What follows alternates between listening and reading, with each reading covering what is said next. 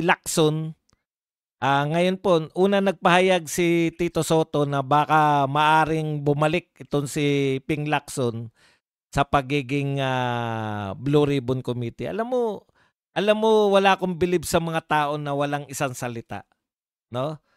May sinabi to minsan, ano ba yung sinabi niya, kahit na anong mangyari hindi na siya babalik. Parang resignation. Tapos eto na naman ngayon. Eto po ang kumbaga pangatawanan mo. Bakit ka ba nag-resign in the first place? Sa tingin ko nga hindi naman maayos yung katwiran niya ng pagre-resign. Hindi naman maayos 'di ba? Ang sinasabi niya kasi may mga kasama ako na ayaw na sa akin.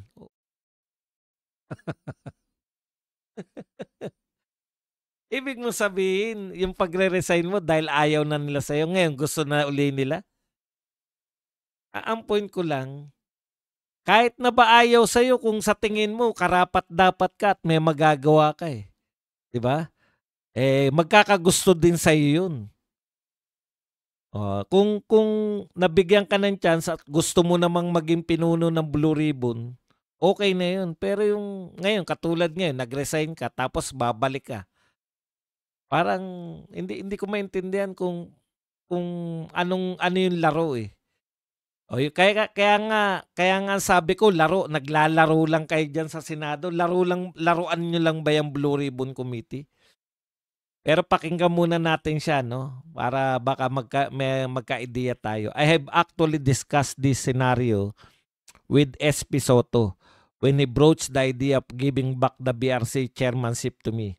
That if I am elected again to head the committee, we should be ready for any and all consequences of my actions and decisions, including losing some members of the majority bloc and consequently Senate presidency. Yun naman pala. So, okay lang kung tatanggapin niya yung Blue Ribbon Committee ulit, dapat handa rin si Soto na mawala sa kanya yung Senate presidency. Ang tanong, handa ba si Soto na mawala sa kanya yung Senate presidency? O pinalipas lang nila yung galit ng mga congressman ay yung mga senador? In retrospect, a simple practical question crossed my mind. When I decided to resign last October 6, what BRC chairmanship are we talking about if we lose the majority to the current Cayetano-led minority bloc? Having said all that, if I decide to get back the BRC chairmanship, that question will no longer be a factor. Okay. So, ang main purpose pala ng pagre-resign niya, no, sa basa ko rito sa kanyang mga pinagsasabi, ayaw niyang mawala yung Senate presidency ni Tito Soto. Yun nga po yun Yun yung problema no. Tinanggap mo yung trabaho hindi dahil gusto mo magtrabaho ayon sa kahulugan ng Blue Ribbon. Yan yung meaning sa akin. Kasi once na kinuha mo yung trabaho, lalo na ngayon, napaka-powerful po ng Blue Ribbon Committee sa pag-imbestiga. Kung papansinin niyo po, ang linaw nung si Marcoleta pa, yung Blue Ribbon Chairman, no? Ang purpose niya ng pag-imbestiga ay para malaman, in fact,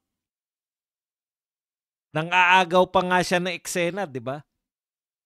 Dahil si Marcoleta, moto proprio. Hindi po siya inutusan ng Senate President. Hindi rin po siya inutusan ng kung sino.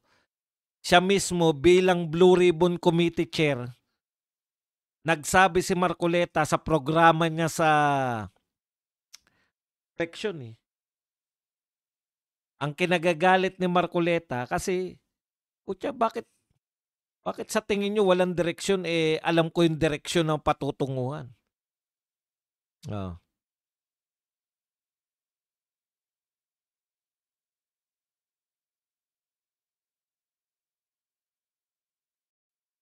So sa makatwid, yung pagre-resign niya noon para iligtas sa presidency si Senate President Tito Soto. Ngayon, nagbabalik siya, parang kinain niya yung resignation niya. Bakit ka babalik? Ako sa tingin ko Once na nag-resign ka, ano man ang kondisyon mo bakit ka nag-resign, tapos babawiin mo yung alam mo yun, tinanggihan mo na yung trabaho tapos babalikan mo ngayon. Ginagawa mo lang laruan yung Senado. Kapritsyo nyo lang ni Tito Soto. Nung napahupa nyo na, no? Nung napahupa nyo na yung mga majority, kasi talaga naman totoo naman na binakbakan nyo ng binakbakan yung mga senador O ngayon, very willing ka na. Nagkaayos-ayos na kayo ng majority. Kasi hindi na pumapayag yung taong bayan na wala kayong investigasyon na ginagawa. Ang sama ng dating kasi kinuha ninyo kay Marcoleta yung Blue Ribbon tapos ang kalalabasan pala, hindi naman nyo pala itutuloy yung investigasyon ng Blue Ribbon. Samantalang, nung kinuha nyo yan, nagparinig pa kayo kay Marcoleta na walang direksyon yung ginagawa ni Marcoleta. Sa totoo lang, si Marcoleta nga yung nagbibigay ng direksyon Oh. At saka nung nabanggit na si Martin Romualdez, tsaka kayo tumigil. Tsaka nyo inagaw kay Marcoleta yung Blue Ribbon Committee. Ngayon, dahil tumanggi na lahat,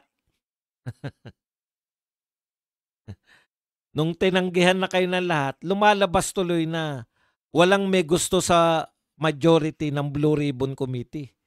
Kaya ibabalik na lang nila kay Ping Lacson. Kain suka. Sinuka mo na, kakainin mo pa. Ang pangit po sa leadership nun. 'Di ba? Bakit mo in the first place, bakit ka nag-resign kung gusto mo naman pala? Laro? Nilalaro nyo lang kami? Ano kami, damdamin? Ano kami, damdamin? Pinaglalaroan nyo lang.